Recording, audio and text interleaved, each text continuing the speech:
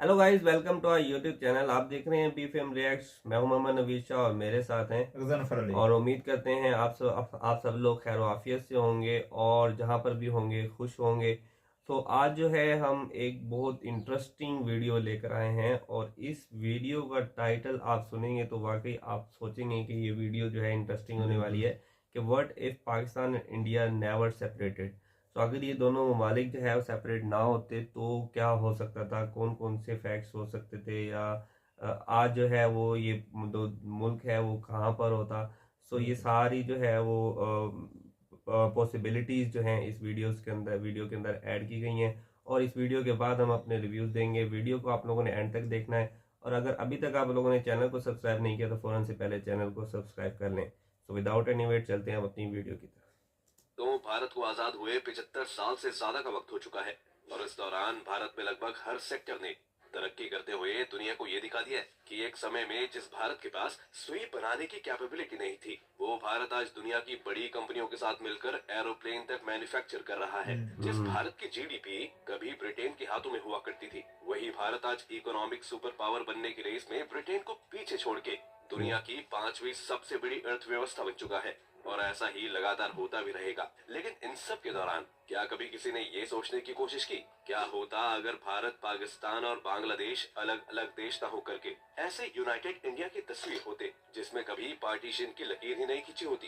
एक बार इस सिचुएशन की इमेजिनेशन को कम करने के लिए आप बस इंडिया के मैप से पाकिस्तान और बांग्लादेश के बीच बनी इन लाइंस को मिटाकर देखिए, ये कुछ ऐसा दिखेगा। अब सोचिए कि कैसा होता वो यूनाइटेड इंडिया और क्या होती उसकी आज की कंडीशन। क्या आज हमारे पास बांग्लादेश और पाकिस्तान होता तो हम दुनिया की 5वीं इकोनॉमी की जगह दूसरी या तीसरी इकोनॉमी होते। इस व्हाट इफ में बहुत से पॉइंट है जो डिस्कस किए जाने जरूरी हैं। सही। इसलिए आइए इस वीडियो में हम डिटेल से समझते हैं कि कैसा होता है यूनाइटेड इंडिया। ये सब समझाने के लिए सबसे पहले ये समझते हैं कि आखिर पाकिस्तान की नींव पड़ी कैसे और ये देश सिर्फ 1947 में अचानक एक भारत से अलग हो गया, या फिर इसके बनने की कुछ और ही कहानी है। दोस्तों, जाहिर है कि कुछ और कहानी नहीं होती तो शायद इसे हम अपनी वीडियो का पार्ट नहीं बनाते। इसलिए अब चलते हैं सबसे पहले उस टाइम पर जब देश में कॉलोनियल एरा पर जब अंग्रेजों का शासनकाल अपने चरम पर था। अंग्रेजों ने हिंदुस्तानियों के खिलाफ अत्याचार बढ़ा दिए एक थे, कंपनी जिसके बंद करा विरोध थी में उन्होंने देखा था। 1857 में हिंदू और बड़े मुसलमानों ने गंदे लोग एक थे। साथ मिलकर के अंग्रेजों के खिलाफ स्वतंत्रता संग्राम में क्रांति की। वो भी ऐसी क्रांति कि अंग्रेज सदमे में आ गए। उन्हें लगा कि अगर ऐसे ही चलता रहा तो वो भारत पर ज्यादा दिनों तक राज नहीं कर पाएंगे, क्योंकि भारत के लोग अपने देश को आजाद कराने के लिए पूरे मोटिवेशन के साथ लगे थे। इसको खत्म करने के लिए अंग्रेजों ने सबसे पहला काम जो किया वो ये था कि उन्होंने भारत की दो सबसे बड़ी आबादी वाले धर्मों के बीच नफरत फैलाना शुरू कर दिया। और इसी के साथ ही 1880 में पहली बार एक कट्टर मुस्लिम नेता सैयद अहमद खान ने टू नेशन थ्योरी उस वक्त के ब्रिटिश इंडिया के लोगों के सामने रखी, जिसमें उन्होंने भारत के धर्म के आधार पर दो देशों में बांटने की वकालत की थी। क्योंकि उनका भाषण इतना एग्रेसिव था कि पहली बार जमीन पर आने के साथ ही साथ थ्योरी बहुत ही तेजी से पनपने लगी। और इस बात को अंग्रेजों ने भी अपनी एक हरकत से और हवा तब दे दी जब 1905 में बंगाल का विभाजन कर दिया गया। बंगाल के विभाजन के बाद ही 1906 में देश में पहली बार मुसलमानों के लिए एक नेशनल पार्टी के रूप में मुस्लिम लीग की स्थापना हुई और वो all India Muslim league party कहलाई। इसके बाद टू नेशन थ्योरी को देखते हुए ही अंग्रेजों ने सॉफ्ट गेम भारत के लोगों के साथ खेला, जिसमें उन्होंने 1909 और 1919 में दो अलग अलग रिफॉर्म्स के तहत भारत की अलग अलग धर्मों पर सेपरेट इलेक्टोरेट का कॉन्सेप्ट लागू कर दिया। अब ये सेपरेट इलेक्टोरेट क्या था? इसे आप ऐसा समझिए कि अंग्रेजों के हिसाब से देश में जब चुनाव होता तो पहले से ही तय किया जाता कि किस सीट पर हिंदू वोट करेगा और किस पर मुस्लिम वोट करेगा, जिससे देश की राजनीति में भी धर्म ने अपनी जगह बनाना शुरू कर दिया और हिंदू और मुस्लिम के बीच जो एक सौहार्द बचा हुआ था वो खत्म होने लगा। लेकिन अभी तक तो सिर्फ मुसलमानों के लिए ही एक अलग पार्टी बनाई गई थी, पर 1915 में आकर पहली बार हिंदू सभा का भी गठन किया गया, जिसमें देश के हिंदुओं के लिए और उनके हितों की रक्षा के लिए एक पार्टी शक्ल में आई, जिससे बाद में 1925 में आरएसएस नाम की संस्था ने भी जन्म लिया, जिनका मेन काम हिंदुत्व की फिलॉसफी को प्रोपोगेट करना था, जिसमें साफ साफ कहा गया था कि हिंदुत्व का हिंदू धर्म से कोई लेना देना नहीं है, बल्कि ये एक पॉलिटिकल आइडियोलॉजी है जिसके दम पर वो अपनी पॉलिटिक्स को देश में फैलाएंगे। और उनकी इस आइडियोलॉजी में ये कहा जाता था कि देश के लिए मुस्लिम और अंग्रेज दोनों ही खतरनाक है, इनके साथ किसी भी तरह का कोई संयोग या समझौता नहीं किया जा सकता। देश में हिंदू और मुसलमानों की आस्था राजनीति के साथ देश के बंटवारे का भविष्य तय करने के लिए आगे आ चुकी थी। इसीलिए 1920 से लेकर 1930 तक भारत में कई सांप्रदायिक दंगे हुए। और दोनों धर्मों के लोग आपस में एक दूसरे के लिए नफरत को बढ़ाने लगे।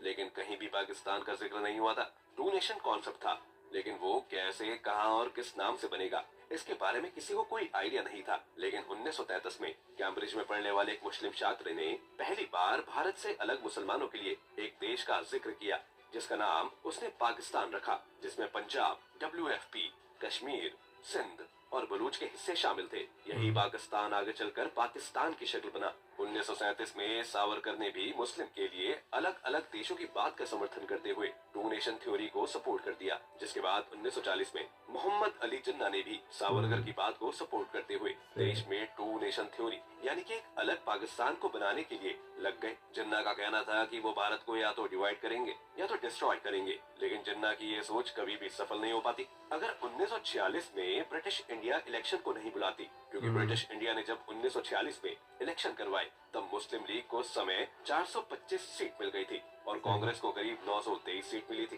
कांग्रेस में सीटें ज्यादा थी, पर एक बात साफ हो गई कि देश में मुस्लिम लीग को सपोर्ट करने वाले लोग चाहते हैं कि एक देश पाकिस्तान बने, और ये लोग बड़ी मात्रा में थे।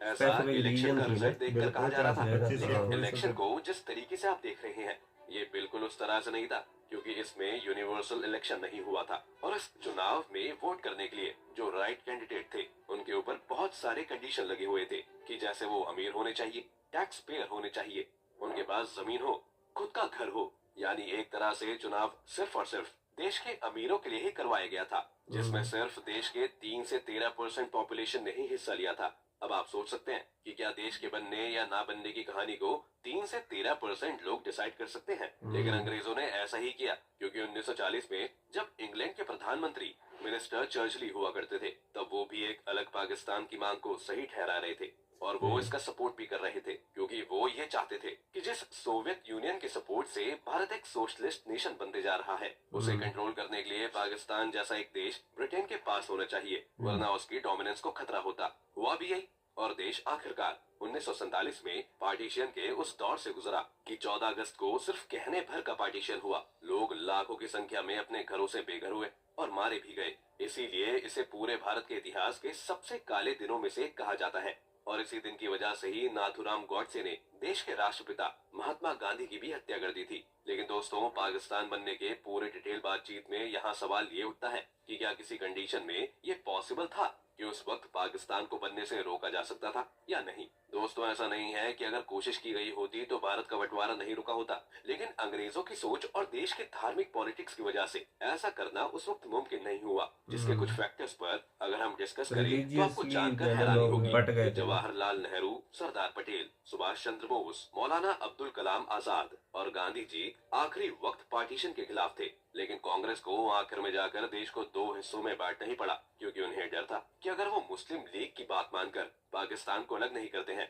तो वो अरब देशों के सपोर्ट से देश में दंगों और बड़ी मात्रा में बढ़ा सकते हैं। और तो और जिन्ना अपनी बात को मनवाने के लिए आजाद भारत को भी इकोनॉमिकली ग्रो नहीं करने देते, जो उस समय भारत के लिए बहुत ज्यादा जरूरी था। और उससे भी ज्यादा जरूरी था कि देश की शांति व्यवस्था बनी रहे। हमारे पास उस वक्त ना तो हमारा संविधान था, ना तो कानून था, ना ही सारी रियासतें हमारे पास थी, इसलिए काम ज्यादा था और कम्युनल रियट्स के लिए कोई जगह नहीं थी। इसीलिए अंग्रेज और कांग्रेस दोनों ने ही पाकिस्तान के बंटवारे की बात को मान लिया। दोस्तों, अब आते हैं उस पॉइंट पर जहां से हम आपको ये समझाएंगे कि अगर आज भारत यूनाइटेड होता तो उसकी शक्ल कैसी होती। तो अगर ऊपरी तौर पर देखें तो ये बात तो साफ है कि हमारे पास शायद दुनिया की सबसे बेहतरीन क्रिकेट टीम होने के साथ साथ हॉकी टीम भी होती। क्योंकि बात अगर क्रिकेट टीम की जाए तो कितनी बार कहा जा चुका है कि काश ऐसा होता कि शोएब अख्तर, सचिन तेंदुलकर एक ही टीम में खेलते, बाबर आजम और विराट कोहली ओपनिंग करते, शाहिद अफरीदी और महेंद्र सिंह धोनी देश के कैप्टन रहे होते। या फिर क्रिकेट से हटकर म्यूजिक की बात करें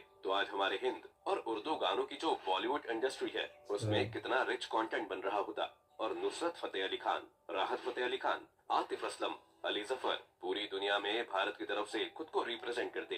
लेकिन ये तो सिर्फ ऊपर से देखने वाली बात होगी, क्योंकि अगर भारत पाकिस्तान एक होता तो सबसे ज्यादा इम्पैक्ट उसकी जियोपॉलिटिकल सिचुएशन का होता। अगर आज ये तस्वीर कुछ ऐसी ही होती तो हमारा सबसे पड़ोसी देश अफगानिस्तान होता, और अगर 47 में हमारा पड़ोसी देश अफगानिस्तान रहा होता तो शायद आज तालिबान का जन्म ही नहीं हुआ होता।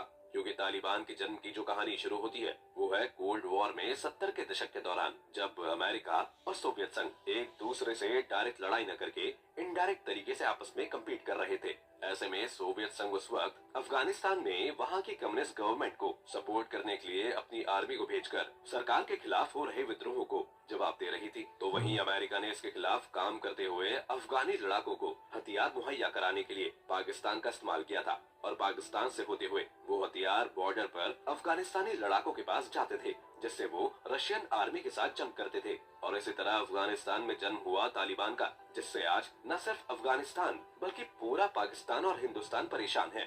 ऐसे में अगर यूनाइटेड इंडिया होता तो शायद अमेरिका कभी भी अफगानी लड़ाकों को भारत के जरिए हथियार प्रोवाइड नहीं कर पाती, क्योंकि भारत कोल्ड वॉर के दौरान ना तो सोवियत संघ के साथ था ना ही अमेरिका के साथ था। इसलिए ऐसा पॉसिबल था कि इस तरह के टेररिज्म का भी जन्म नहीं होता, जिससे आज कश्मीर पूरी तरह से प्रभावित है। बात अगर कश्मीर की हुई है तो अगर कश्मीर यूनाइटेड इंडिया का पार्ट होता तो वहाँ 80 के दशक में जो आतंकवाद का बीज बोया गया था वो कभी नहीं पनप पाता, और ना ही कभी 90 के दशक में वहाँ से कश्मीरी पंडितों को अपना घर छोड़ करके माइग्रेट होना पड़ता, और ना ही आतंक के साए में आज कश्मीरी मुसलमानों को रहना पड़ता, ना ही देश की आर्मी को वहाँ पर सालों साल रहने की जरूरत पड़ती, और ना ही देश के जवान कश्मीर की वादियों में गद्दार या काफिर कहलाते। कश्मीर के अलावा अगर हम पूर्वोत्तर या फिर पूर्वी भारत की बात करें तो वहाँ पर भी बांग्लादेश आज भारत का ही हिस्सा होता, जो कि हमारे मैन्युफैक्चरिंग इंडस्ट्री में और खासकर कपड़े की मैन्युफैक्चरिंग वाली इंडस्ट्री में भारत को दुनिया का नंबर 1 देश बनाने के काबिल होता। पाकिस्तान के बंटवारे के साथ की पूर्वी पाकिस्तान के नाम पर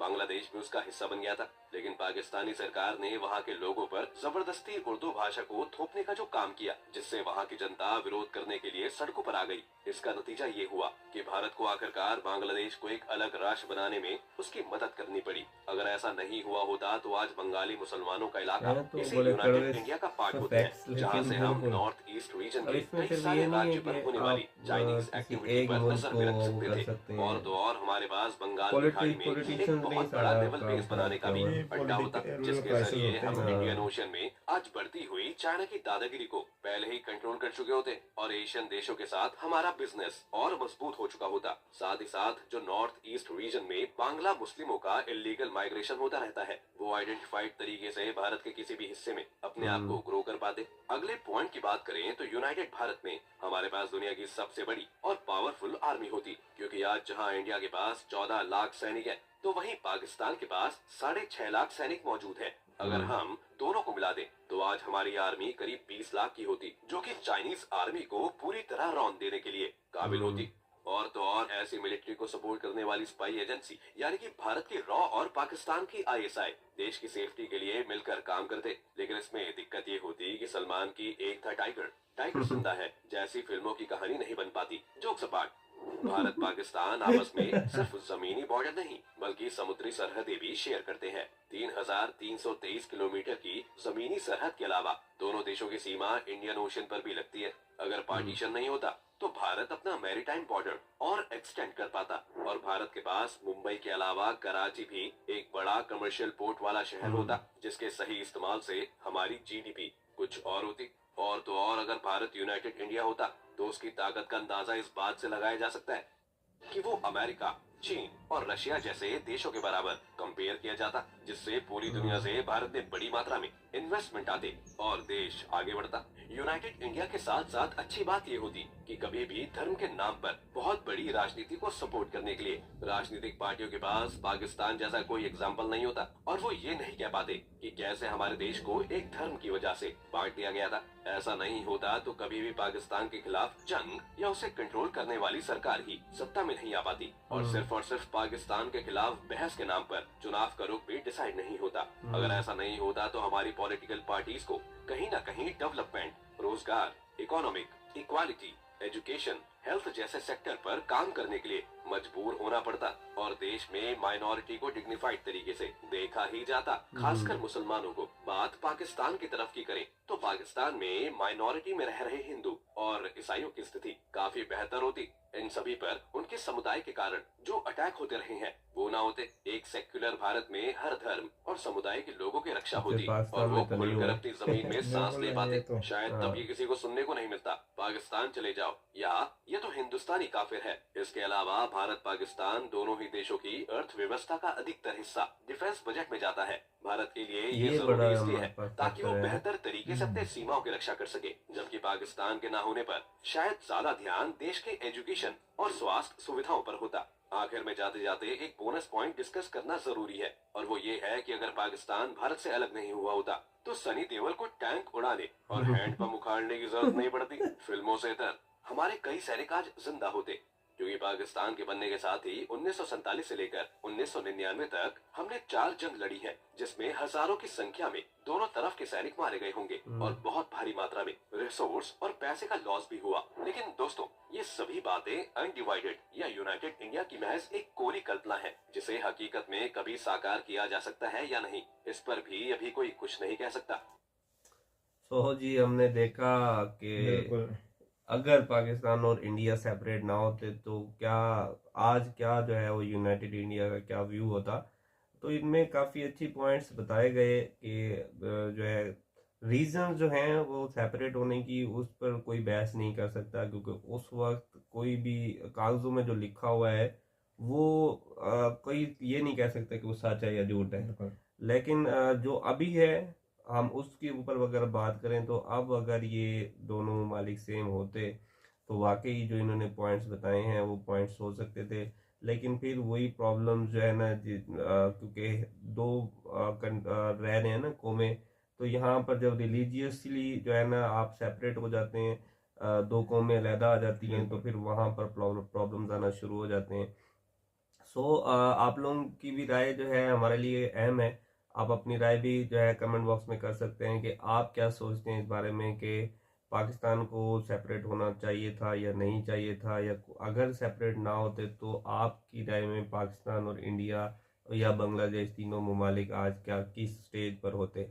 अगर मिल जाते तो वाकई जो इन्होंने बात बताई है कि आज जो है वो पाकिस्तान और इंडिया दो ये पूरा यूनाइटेड इंडिया पूरी दुनिया पर राज कर सकता था। बिल्कुल। लेकिन क्योंकि वो अंग्रेज भी सियाने थे, उन्होंने कहा जी अगर हम इनको एक ही मुल्क बनाकर दे दे तो इन्होंने तो हमें रोन डालना है, बिल्कुल तो इस वजह से उन्होंने डिवाइड भी किया। लेकिन डिवाइड होने की बहुत सारी रीजंस थी, उस पर अभी हम बहस नहीं करना चाहते। सो आप लोगों को वीडियो पसंद आई होगी। मिलते हैं नेक्स्ट वीडियो के साथ। अपना बहुत ज़्यादा ख्याल रखिएगा। अल्लाह हाफिज़ and goodbye. Good bye.